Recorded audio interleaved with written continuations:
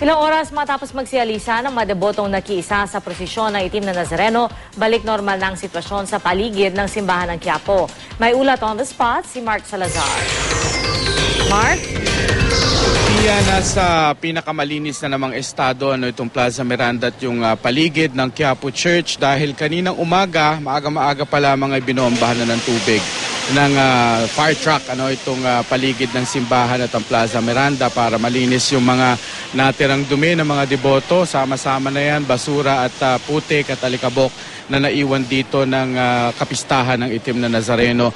Yung mga grupo rito kaninang umaga, inabutan pa namin yung mga MMDA cleaners pero nag-pack up na rin sila dahil tapos na yung walisin nila dito sa paligid. Normal na itong Plaza Miranda, ang tao rito ay marami mamimili na lamang uli at yung mga nagtitinda.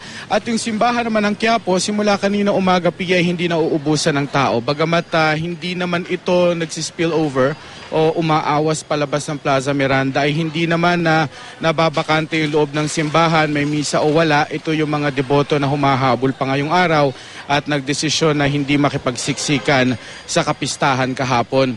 Yung mga nagtitinda ng replika ng itim na Nazareno, mga panyo at rosaryo, ganun pa rin at mabenta pa rin ngayon. At hindi naman daw ito nagbabago ng presyo, hindi nagbaba ng presyo dahil hindi nakapistahan.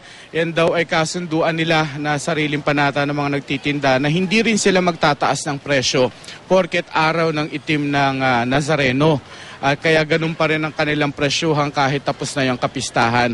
Yung paligid ng Plaza Miranda, back to normal. Ibig sabihin, hindi na rin yung ganun kahigpit ang seguridad na ipinapakalat dito, kundi yung normal lamang na deployment dahil meron din naman kasing presinto rito sa Plaza Miranda ng Manila Police District. Pia. So Mark, yung schedule ng misa ngayon sa Quiapo Church, regular schedule na? Regular schedule na, yung maghapon na misa rito. At pati yan ay back to normal na. Kaninang umaga, siguro mga 8 o'clock yata, between 8 and 9 yung misa. Meron din yan mamayang hapon at yung mga pumupunta rito, kahit naman kasi hindi misa, ay pumupunta sila para magbigay pugay sa itim na Nazareno. Pia.